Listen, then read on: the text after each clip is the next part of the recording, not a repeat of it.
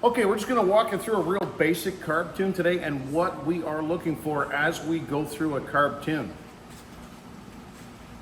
Now we have to pop the hood on this, so that means that we're going to have to reach underneath here and actually find the hood latch, which is different on one of these than what we are kind of used to in a modern vehicle. And of course, once you get to a certain point, you got to pull down on it. Oh, there we go. Nope. I got it, but I didn't get it.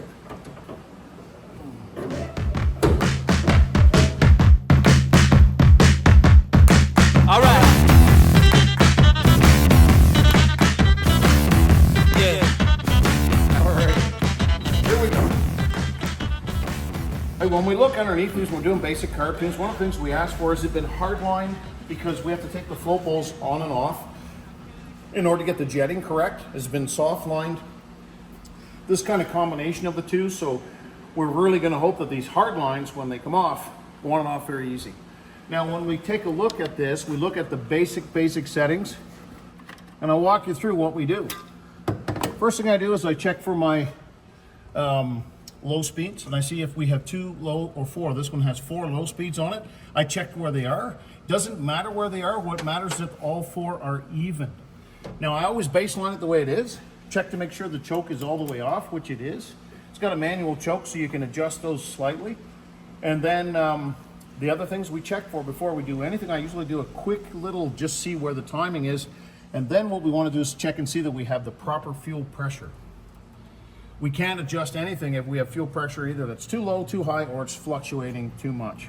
So those are sort of the basics that we go through. After that, we're going to start looking at AFR, and we're going to walk through doing the low speeds, medium speeds, transitions, float levels, and then your high speeds. We'll go from there.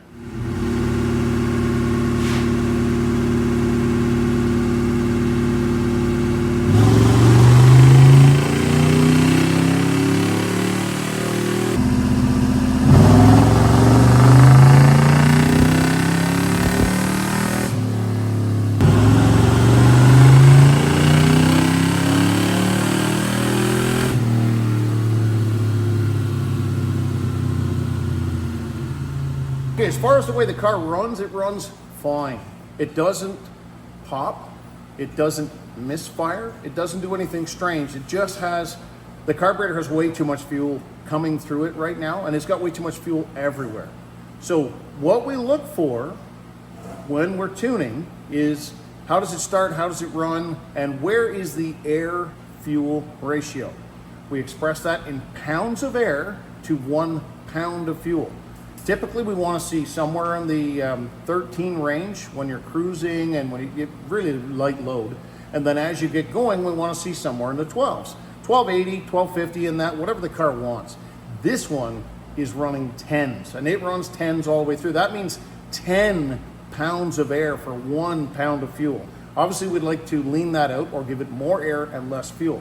So we're going to walk through the basics of what we talked about in the introduction, and we're going to do the low speeds. Then we're going to do our transition, we're going to do our float level, then we're going to transition to finally the high speed, so the main jets that are in the carburetor. So that's what we're going to do now. I'm going to just show you how rich it actually is. So when we pull the report and we look here, we see 12, and then it just goes 11, 10, 10, 10, 10, 10, all the way through. It's fueling very good. The thing about the carburetor is that it's very consistent, but it's very rich. So there's just too much fuel being allowed to come through the carburetor. We're going to fix that. I'm going to walk through making that correct, and the car also sounds lazy. That doesn't mean you go and crank the timing up and try and put more timing and burn the fuel off top of the piston, because that'll just damage things. What you do is fix the fueling first, and then we'll go to the timing. Yeah, it's 8 pounds. We've got about 8 pounds there, that's perfect.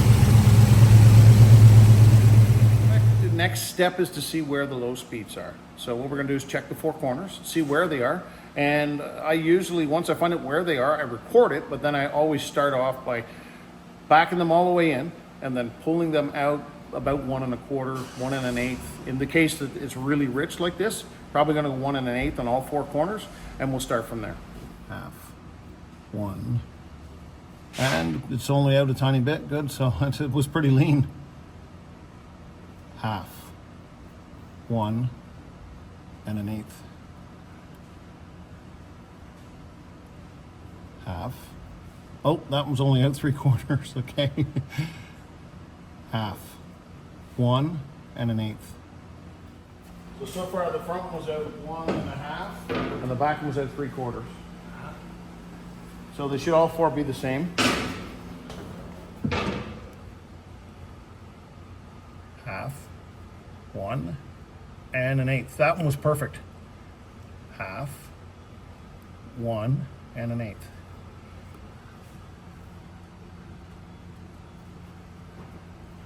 Half. 3/4. Okay. Half. 1 1/8. What that does is opens up an air passage, which allows air to draw fuel. Everything in a carburetor is about allowing air to draw fuel. Now, in the low speed, it works off vacuum. So a carburetor switches. On the low speed, you're pulling vacuum, and everything works off vacuum. So it's actually sucking everything in. And then it switches over, and it's why we talk about transition. So transitioning is in your float level. So we go from vacuum to velocity. And in between those two steps, we have some transitions. That's float level and your power valve. The power valve is huge or a really small number. It's gonna make it very, very rich. If the front jets are huge or a very big number, it's gonna start to transition over to velocity very quickly, and it's gonna show really rich. So the first thing we're gonna do here is do all the basics. We're gonna set the accelerator pumps next. I can see they're set a little funny, so it's beginning to make me wonder why they're set that way. So we do low speeds, accelerator pump settings, and I'm just gonna back them off till they have about 17 thousandths of clearance. And then we're gonna check where we are. We're gonna make another small pass in a low speed, and then we're going to probably have to go to the front jets and the power valve, check what they are, and go from there. Okay, so this is the accelerator pump diaphragm. So every time you push on this lever, it pushes up on a piece of rubber, which has so many cc's, usually about 32 cc's of fuel. And it pressurizes the rubber, which pushes fuel manually into the carburetor. When it does that, what it'll do is squirt a little bit in. Now, the science behind that is not that complicated. You have 14.7 pounds of atmospheric pressure, depending on the day, above the carburetor, and 14.7 below the carburetor. So when you step on the gas, there's nothing to actually make fuel go into the carburetor. So what we need to do in order to make fuel go in the carburetor is squirt a little bit in. It gives it a kickstart. So that's what these are. These are squirters. You have one in the back corner, you have one in the front corner, and we adjust those to make sure that they're not always on. And this has already been adjusted pretty good. I'm actually very happy with that. Now, if it developed a bug, you would simply loosen the spring up and it would push on the accelerator a little more aggressively. All right, so what we're doing at this point is checking the float level. Now, there's a sight hole that's drilled in the side of it and threaded and has a brass plug. And we're gonna pop the brass plug out. The car's pretty much basically sitting level at this point, and all we do is shake the car just a little bit to see where that is. And usually what I'll do is I'll shake the car a little bit when it's cold, and shake the car a little bit when it's when it's idling, and also when it's running and when it's not running, just to see where the float actually goes. So we're going to check and see that. So far it's transitioning really well, so I should not have to add more float to it, and it's rich. There we go. Usually these will come out with your hands and you have to hang on them because they're not magnetic. Okay, so we can see the fuel there, and what we do at this point is we just give it a little rock. And definitely the fuel's not too high. For sure the fuel's not too high. We would normally actually want to have this come up a little bit higher. You can see it going up and down inside the hole. You get a little flash of it, and it's actually a little bit low. So to make sure that it's correct, we're going to bring it up just a tiny bit.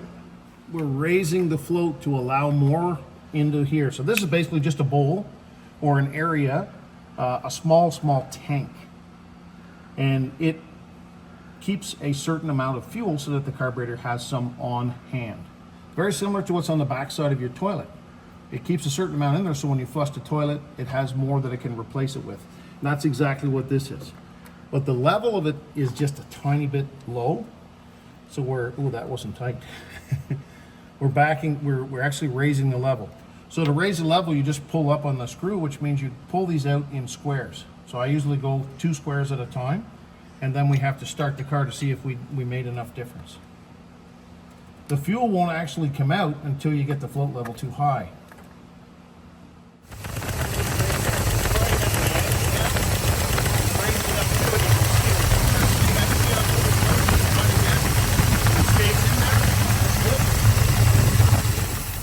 Now we're checking the rear one. Yeah, we're going to do the exact same procedure in the rear. Now you might take it out and it might immediately start leaking fuel, which it didn't, which tells me that it's, but this one's low too. Not a lot low like the other one, but it's just a tiny bit low, so we're going to add 1 square to it. Okay, that one was tight. This one, now that we're happy with it, just make sure that this is the lock nut, this is the adjuster. And on this one, I'm going to go 1 square because it's very close. So we're going 1 square, and we're going 1 square up, not down.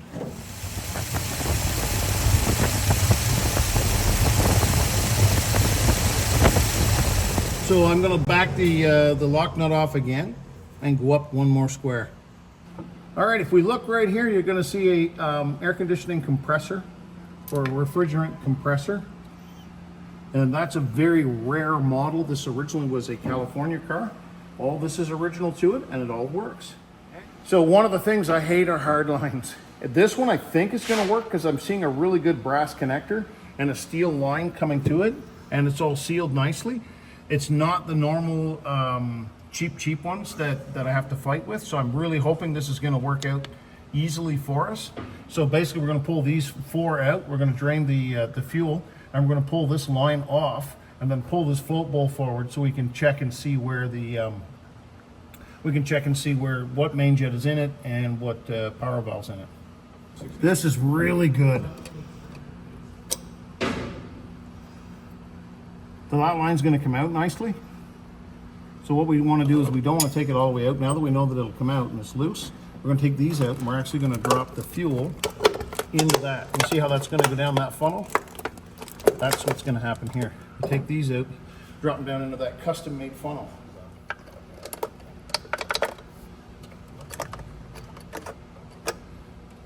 So the fancy new ones actually finally have a plug on the end of them. But every other carburetor made since the beginning of time, when you pull the float bowl off the end, what happens is it comes out through the screw hole. And so as soon as you actually pop that out, you'll see the fuel start coming out and it goes into our little homemade funnel. And we always keep a little rag there because it's going to drip some. You just have no choice. You're going to have some that drips. As little as we can though, so we catch most of it, and that's all the fuel that's in the float bowl there. So it's probably 2.5, 3 ounces. This is why we ask customers before they come in if they have a hard line or a soft line. Now this is something cool, and we don't get a chance to show this very often, but I want you're gonna have to look in that direction there. So we talked about the accelerator pump and what it actually does. That is about 35 cc's of fuel, and then we have set the float from the outside so that it's level. And you can see it's just nicely level in there. It's not got too much at the top, too much at the bottom. It's just nicely level. You can take these out with a straight screwdriver, but I prefer this wrench. It's very expensive, but it's worth every penny. And then we look and see what jet is in it. It's a 75. So that's good. Finally, we're getting to some reason why it's rich. The 75 is fairly large. And the jets are loose. Don't ask me why, but they're like normally in there. You have to pry them a bit to get them out, but they're loose. I want to make sure they're both the same. Ooh, 75. Yep. Then we have to do this little dance to get the metering block off. And I usually just take my screwdriver and just tap the corner of it. And usually that works. If it doesn't work, then I take another one and I hit this one with it. You don't want to damage it. You don't really want to put a screwdriver in here unless you absolutely have to. Now the other thing that's cool on this is it has a very aggressive whistle. So this is a very long whistle, and what it does is reference atmosphere. So atmosphere is pressure here, and it allows air to replace fuel as the fuel goes down. So as the fuel goes up and down inside the bowl, this references atmosphere, plus it allows the air to replace the fuel that comes through. This is not going to work, so we're going to take a hammer and just do a little tiny hammer. It's loose, and it's sitting on a gasket that may not have been off for a while. There it is. Got it. And there's your gasket. Gaskets are both in good shape, not ripped. And we're trying to access the power valve. The power valve's in crooked and probably has 2 gaskets on it. They usually always do. So here's the power valve right here. And it's in crooked. They can't sit that way because they'll never seat. So this flat section has to be towards the top. You have to decide which one you're going to go with. And it also has, I think it has 2 gaskets. I'm going to bet it has 2 gaskets in it. They often do. They can't work correctly that way.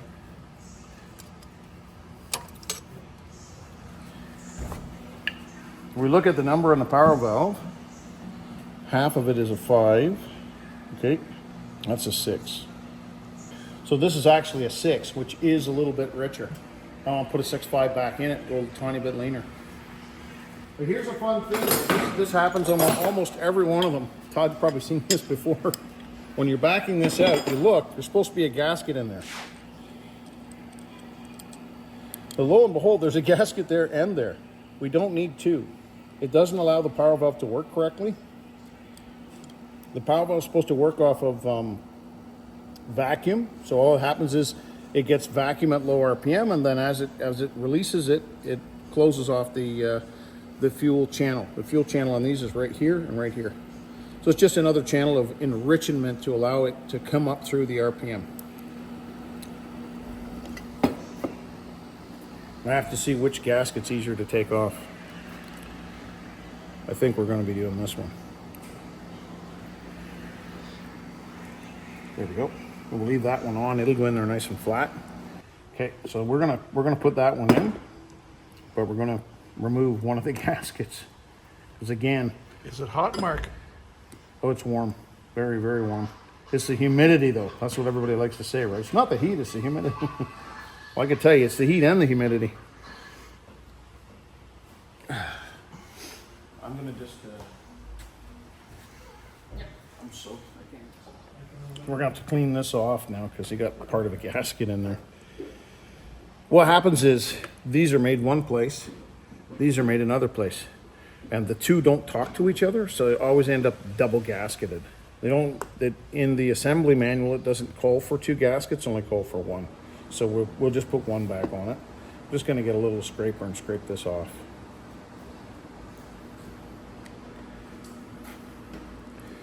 The reason you only want 1, and the reason it makes a difference, because this is rated based on vacuum. And the vacuum that it receives, the signal that it gets, is based on where it's placed in the carburetor. If I start taking and placing it here or here or here, it's going to change the way it sees vacuum, how often it sees vacuum, and how long it holds the vacuum. So we'd like it to be accurate. We'd like it to be the same as what it's supposed to be. So we put it back in correctly. We're just getting rid of some of that paper that's left over that's been stuck there for eons. A lot of times these will come off really nicely, and then that's why I try to take it off one side or the other. And if I'm putting it right back on, I'll try and just sort of put it back on one side or the other, but it's on there. If these get a hole in them, or they start to misbehave or they become bad, then what you'll see, you'll have a surging, and it won't be in high RPM and it won't be at low RPM. It'll be right on cruise. It'll surge in cruise.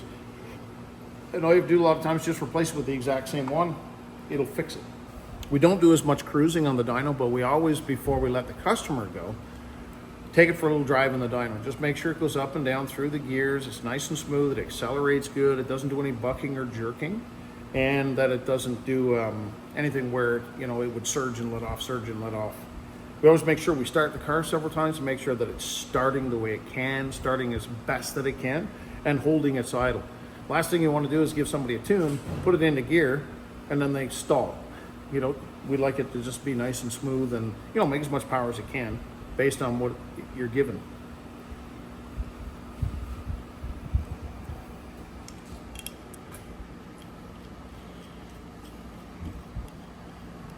So we're putting a 6.5 back in, and now I'm going to show you where it has to be square. This square has to be 90 degrees to the bottom here. So we have to turn this about 25 degrees. So we're going to come from the 10 o'clock to the 12 o'clock position here. That's all we're going to do is just make that so that it's nice and square. See, we're at the top, so the top is now square to the bottom. The thing is that there is a passageway that you put it into, and that passageway allows for this. If you put it sideways, it holds it crooked. Here, we'll show you that window. See this window here?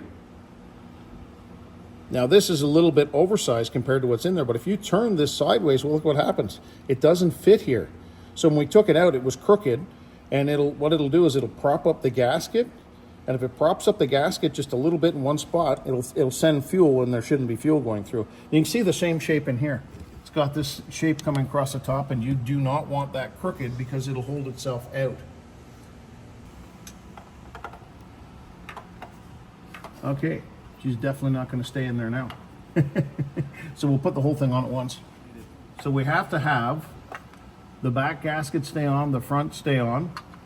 This goes into the top. This fits very, very nicely in here, but also we have to have the accelerator pump stay up underneath here. So if we can even get 2 or 3 of the things to stay in place, then what we do is we lift up on the accelerator pump and put that underneath, and then do a test fit on everything. There we go. Now everything's in at once. And that's just luck. You don't normally get it the first time. Oh.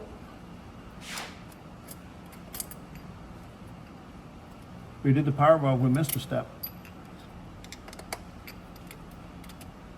Sometimes you'd make a blooper reel, and other times you just show, hey, this is something you can do. When it's really, really hot out, you skip a step. So we know there were 75s in it, and we know it's way too rich. So what are we going to do? We're going to put smaller holes in there.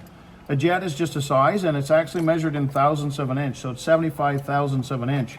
So if you have a number drill set, what you can do is you can actually check the size of the jet, even if you can't find out what it is. So if you put a 74 in there and it fits easily, and you put a 76 and it won't go in, then you know you have a 75. So we're going to put the jets in here, and because it's as rich as it is, we're going to go from a 75 down to a 74, 73. So we're going to go down to a 72, and then we're going to test it again. I'm not going to touch the back yet. 75s. We go to the jet kit and we find 72s. And we just check to make sure they're 72s. They'll be stamped on the side. See, that's a 72, very clear on there. Also very nicely stamped, that's clear on there. Just to put these back in this. Now we did have a brand new carburetor this winter, showed up for a customer, and we were running the engine on the engine dyno. And the numbers were outrageous. I said, there's something wrong there. It's way, way, way rich, like too rich, not normal. They took the carburetor off, took the metering block off, and there was no jets in there at all. So whatever size it could flow, it was flowing. So I don't know whether that'd be like a 200 or a 300, but the carburetor will only pull as much fuel as it can use.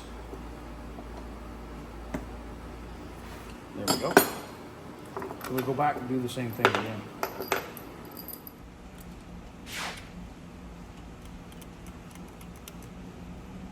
Okay, we'll tighten that all up. Everything's in place. Get this done.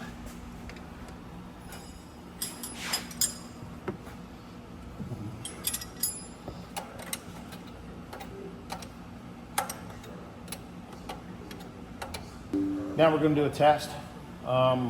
Make sure there's no fuel leaks here, anywhere that there might be a leak. And everything looks like it's seated, looks like it's in place.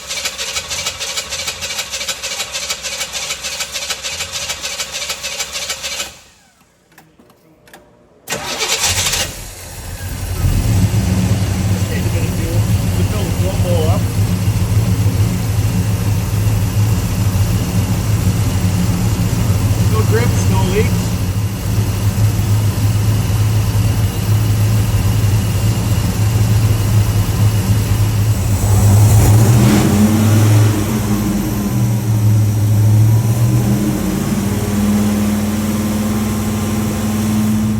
That was as easy as it gets. It's 15 and 31.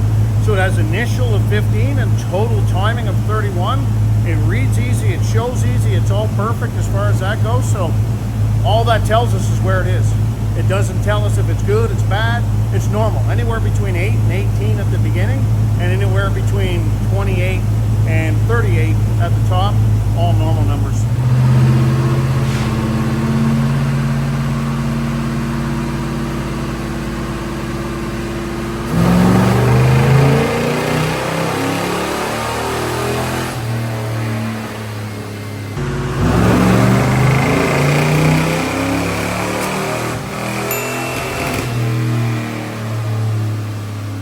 Not getting nearly as much fuel. I gotta take more out yet, but I think the front is good. Now I gotta do the back because I think the front is good. As soon as he stepped on it, made a whole bunch more torque. The curve is as smooth as you can get a curve. It just pulls and pulls and pulls. It just, like I said when he came in, Pontiac, Buick, Oldsmobile, they have very long ports, very small ports. So the airspeed's gonna be very high at a low RPM. They're not a revving engine. This thing stops making power at 3,200 and starts to roll over. Doesn't matter, it's moving a very heavy car, and from like 1,800 to 3,200, it's making 400 foot-pounds of torque. Like, it just absolutely is gonna get you up and get you going. We haven't changed anything except for started to get the fueling correct, done all the basic settings. So I wanna make the car start now. I wanna see that it's gonna start correctly. I got a couple of ideas about what's happening with that, and I'm gonna have to go to the back float now because we're really close. We've taken a full point of fuel out of it, but we still have to take more out because it's still too rich. So the AFR here, where it was in the 10s, is now very solidly in the 11s, and it just stays there. It's 1160, 1150, dips down into 1150s a little bit, and the bottom end, look at the bottom end now. Now we're in the 13s and the 12s. This is what we want to see, the 13s and the 12s. And then it comes into the 11s here. This is your power valve, right from here to here. That's your power valve. So we've leaned that out, but now we need to lean from here down out. We just need to take a little bit more fuel out. And what we're doing so far is working, but I want to make the car start also.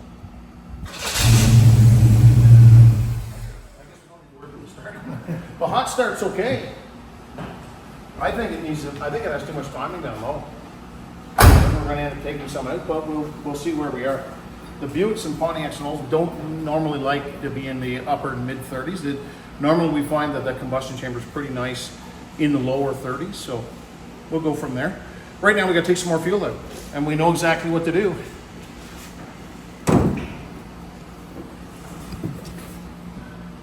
We usually avoid the back because it's harder.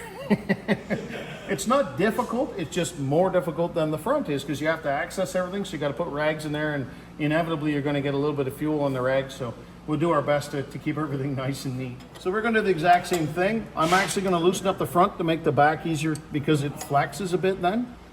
And so you're taking off the back bowl? I'm going to take off the back bowl, exactly. I was very, very happy with the way that went. There's really good acceleration. There's like a bunch of things that are happening nice. It's just still too rich, so it's still kind of, it's heavy sounding, heavy feeling, but it was nicer that the curve was much nicer to watch. Already in the back, this originally was about carburetor. I don't know where it came from or how it got there, but remember I mentioned there's a power valve? Well, there is a power valve, but it's got a block off on it in the back. And it's crooked again, and it's double gasketed again, but we don't care about the double gasket because it's completely blocked off. What we're going to do is just set this in square because it can hold the gasket crooked, it can hold everything else crooked, so we'll make that correct. And it had 80s in it, so we're still a full point rich. So we're going to go down to 77s, and we're going to test from there. So I found 177 in the box and checked it. I found another 177 in the box, so we're going to check it and we're going to put that in. And again, this car does not use the full RPM up high. It barely wants to go 5,000 RPM. That's just the nature of the way the engines are. Really cool thing about these engines, which makes it also hard on oil pressure, is that they have a larger journal main saddle crank. So that means that the oil has to travel in a larger circle in order to maintain a film between the crank and the bearing and the saddle. So it's one of the disadvantages of A, it's heavy, and B, it's harder to make the oil film up at a higher RPM. So you do want to have a low RPM on these. So this is all older technology. On a newer one, you'd have air bleeds here. This one doesn't have air bleeds at all. And it had originally had a metering block from a boat. A lot of boats have dual power valves. So this one's got a power valve block off, which is perfect for the street. We've gone down to a 77. We'll put it back on, then we'll test again. Holy smokes, everything went in. All right, that's just pure luck. When it first came in, it was so rich, it wouldn't have mattered whether we had this on or off. You're not worried about the,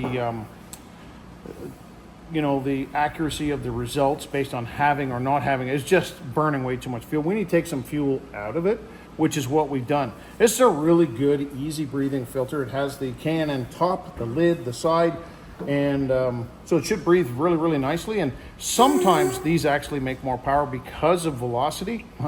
We'll have to wait and see.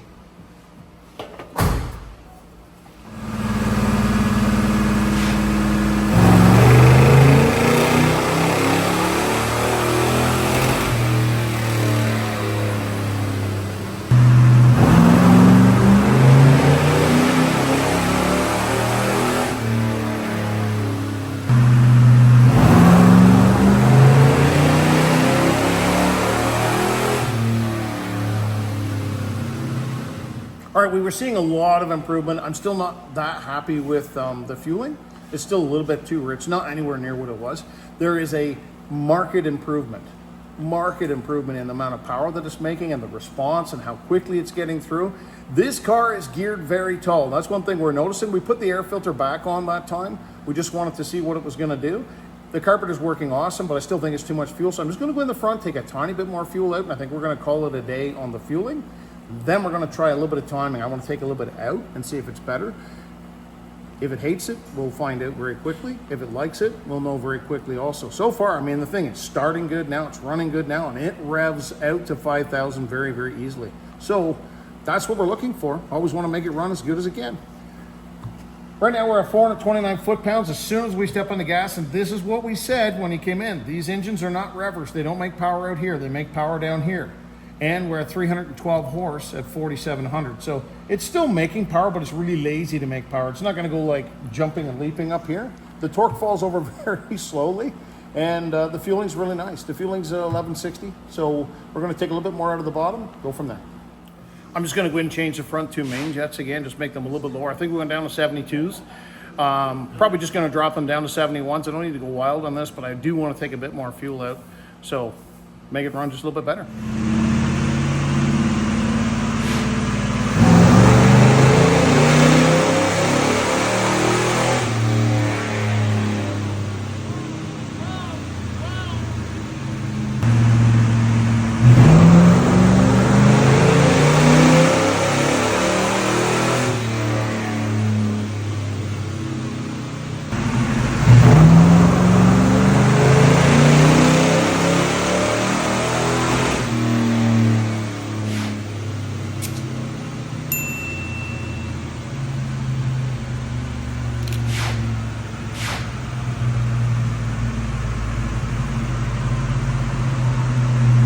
'71 was the right decision. It hits 12s, just stays there the whole way, and just goes slightly leaner on top.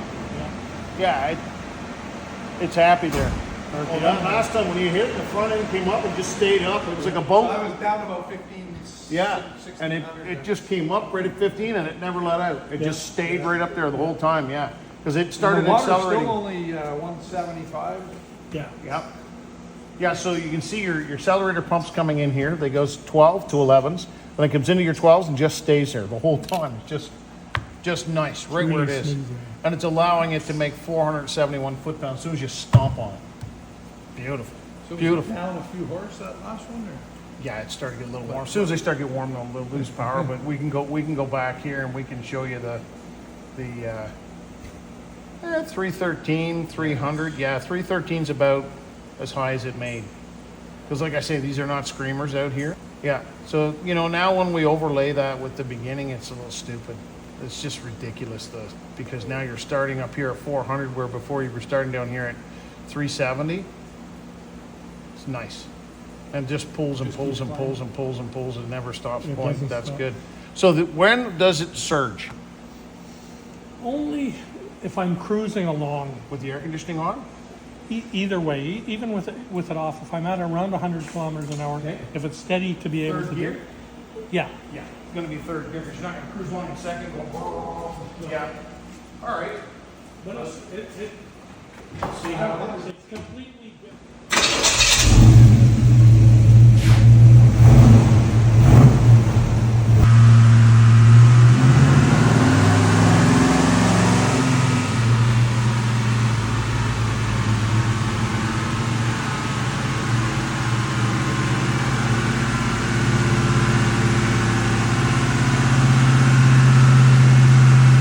I'm pretty happy.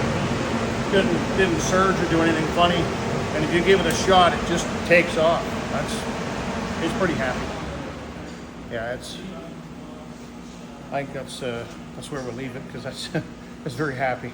It's cruising along nice. It's not running rich, doesn't surge, doesn't do anything funny now. Just seems to run nice.